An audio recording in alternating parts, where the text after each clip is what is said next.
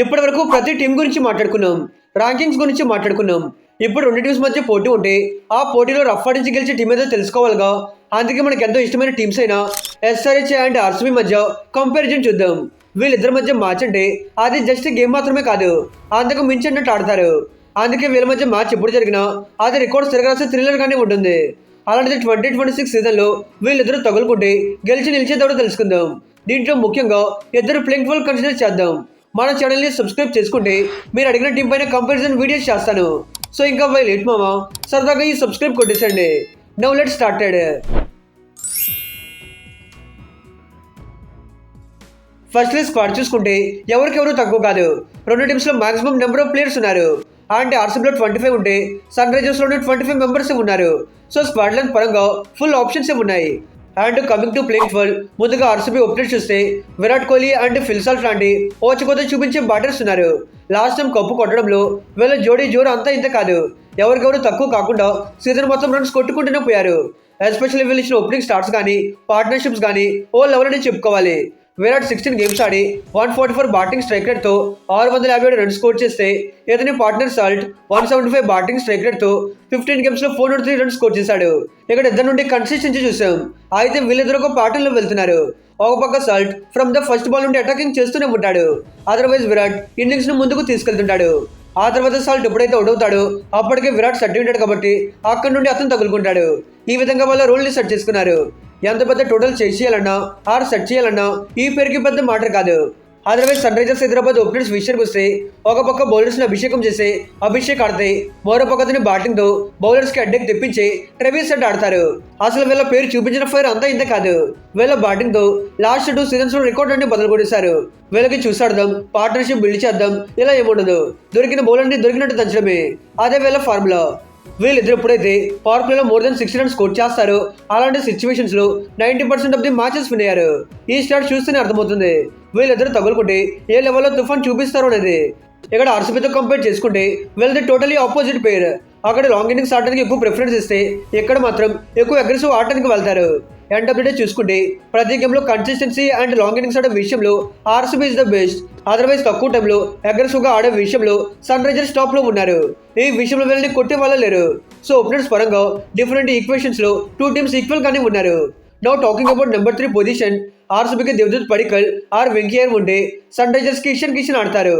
Firstly RCB first down విషయంలో proper clarity లేదు. ఎందుకంటే బోత్ పడికల్ అండ్ వెంకయ్యర్ ఇద్దరు చాలా మంచి క్వాలిటీ బ్యాటర్సే.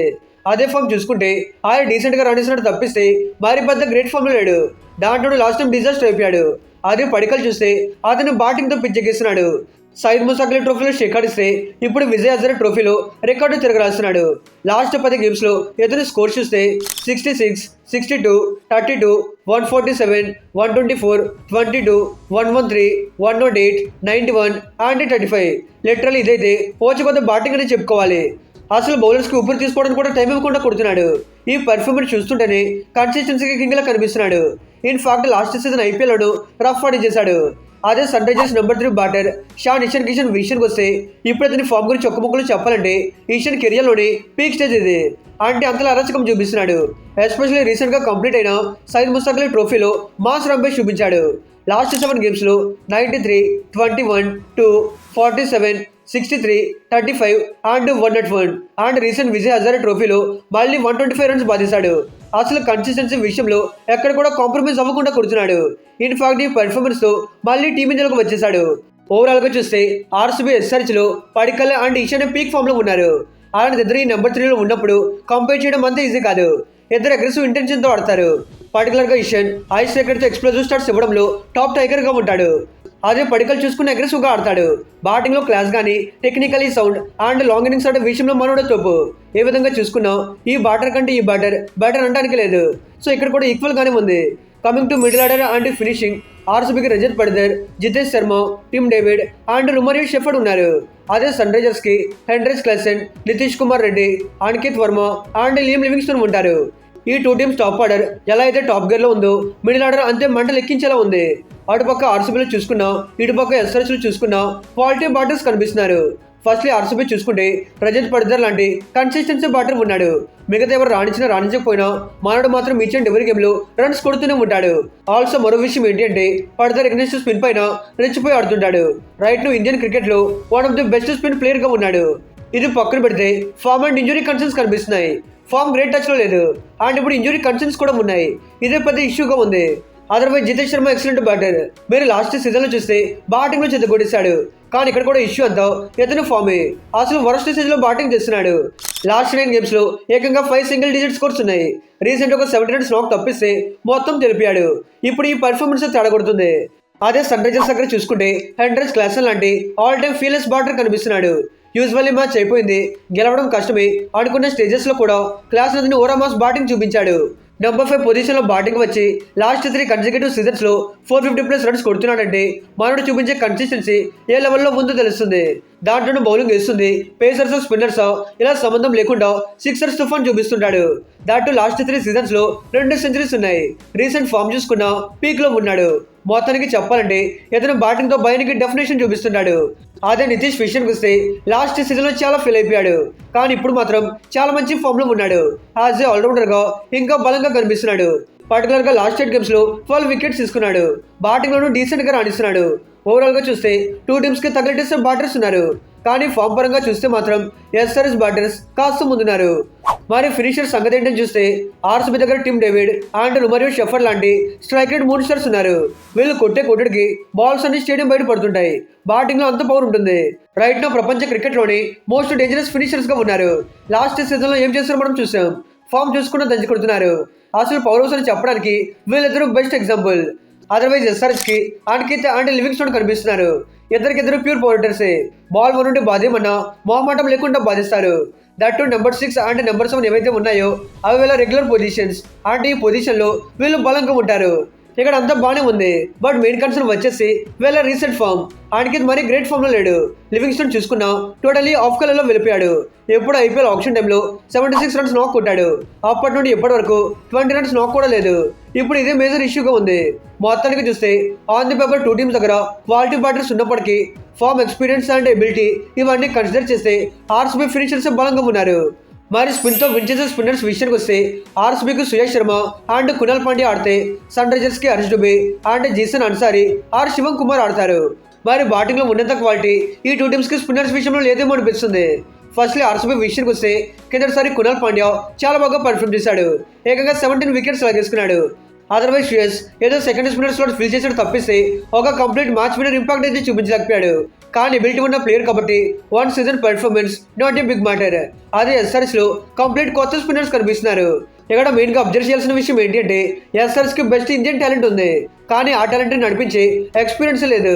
మెయిన్లీ హర్ష్ దుబే చూసుకుంటే fantastic bowler. Last time debut season లోనే చేకాడించేశాడు.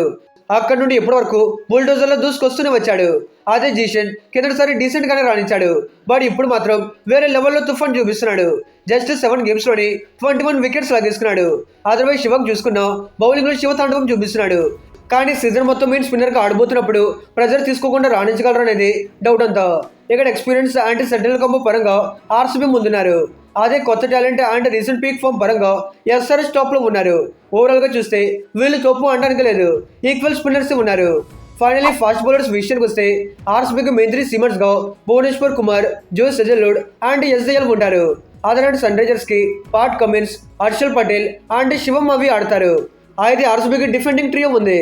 కిందసారి వీళ్ళు ఛాంపియన్ అవ్వడంలో వీళ్ళ పేసర్ కోచ్ రంపేజ్ పర్ఫార్మెన్స్ ఇచ్చారు.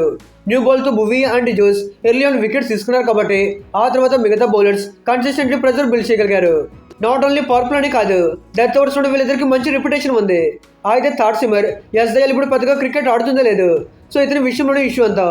అదే ఎస్ఆర్సీ చూసుకుంటే కంపేర్ విత్ ఆర్సీబీ కంప్లీట్ ఇక్కడ డిఫరెంట్ కైండ్ ఆఫ్ బౌలర్స్ కనిపిస్తున్నారు. Main pacer Pat Cummins middle overs చాలా ఎఫెక్టివ్ గా ఆడుతున్నాడు. ఇన్ఫాక్ట్ కెప్టెన్ బౌలింగ్ వేస్తున్నాడంటే అక్కడ గేమ్ పేస్ ని కంట్రోల్ చేయడమో కానీ లేకపోతే వికెట్స్ తీసుకోవడమో జరుగుతుంది. ఆల్సో హర్షల్ పటేల్ లాంటి మరో quality middle and death pacer ఉన్నాడు. ఏదైతే ప్యూర్ వికెట్ టేకర్ ఆడుతున్నాడంటే ఖచ్చితంగా వికెట్స్ లాగేసుకుంటాడు అని నమ్మకం చూపిస్తుంటాడు. అదే మెయిన్ కన్సర్న్ వచ్చేసి పవర్ ప్లే సీమర్ గా శివం అవి ఎంతవరకు రాణిస్తాడో తెలియదు. బాగా పర్ఫామ్ చేస్తే ఓకే, ఇన్ కేసు రాణించకపోతేనే పెద్ద ఇష్యూ అవుతుంది.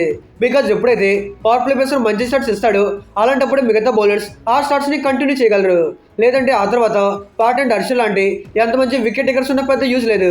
ఇక్కడ ఆర్సీబీకి ఇద్దరు వరల్డ్ క్లాస్ ప్రీమియం పేసర్స్ ఉన్నారు కాబట్టి వాళ్ళకి power play and death overs లో ఏ ఇష్యూ లేదు. అదే ఎస్ఆర్ఎస్ కి మేజర్ పవర్ ప్లే కన్సర్న్ ఉంది. So last season winnowing combo కానీ పర్ఫార్మెన్స్ కానీ ఇలా అన్నింటినీ కన్సిడర్ చేసుకుంటే ఆర్సీబీ పేసర్స్ చాలా బలంగా కనిపిస్తున్నారు. ఆల్సో బ్యాకప్ గా టూ టీమ్స్ కి అవసరమైన పొజిషన్స్ లో కావాల్సిన ఆప్షన్స్ ఉన్నాయి. మళ్ళీ దాని గురించి మాట్లాడుకుంటే వీడియోలో ఎక్కడికో వెళ్ళిపోతుంది కాబట్టి దాన్ని స్కిప్ చేస్తున్నా. ఫైనలీ ఆర్సీబీ ఆర్ ఎస్ఆర్హెచ్ వీళ్ళిద్దరు ఎవరు బలంగా ఉన్నారంటే ఇది చెప్పడం కష్టమే. టూ టీమ్స్ దగ్గర మ్యాచ్ తిరగరాసే ప్లేయర్స్ ఉన్నారు. కాకపోతే బ్యాటింగ్ పరంగా చూసుకుంటే ఆర్సీబీ బ్యాటర్స్ డేంజరస్ గా కొడతారు, కానీ ఎస్ఆర్హెచ్ బ్యాటర్స్ అంతకు మించి డేంజరస్ గా ఆడతారు. అదే బౌలింగ్ లో మాత్రం ఆర్సీబీ చాలా వరకు బెటర్ గా కనిపిస్తున్నారు. వీళ్ళిద్దరి మధ్య మ్యాచ్ జరిగితే మాత్రం బౌలింగ్ ఏమో కానీ బ్యాటింగ్ లో రికార్డ్ అన్ని బాధడం పక్క. బికాజ్ ఎంతమంది పిచ్చెక్కించే పౌల్టర్స్ ఉన్నప్పుడు ఆ స్కోర్ బోర్డ్ కూడా షేక్ అవ్వాల్సిందే. మొత్తానికి ఒక మాస్ మసాలా మ్యాచ్ చూడొచ్చు. ఇక ఇది గైస్ టూ టీమ్స్ మధ్య కంపారిజన్ ఇది. మీ ఒపీనియన్ లో ఏ టీం బలంగా ఉందనుకుంటున్నారు? Let me know in the comments. Also next మీకు ఏ టీం పైన వీడియో కావాలో కింద కామెంట్ చేయడం మర్చిపోకండి. ఆల్సో మీరు మన ఛానల్ని సబ్స్క్రైబ్ చేసుకుంటే ఇలాంటి వీడియోస్ వస్తూనే ఉంటాయి. సో ఇంకా వైలేట్ మావా ఈ సబ్స్క్రైబ్ అయితే కొట్టేసే. Okay friends, bye, thanks for watching.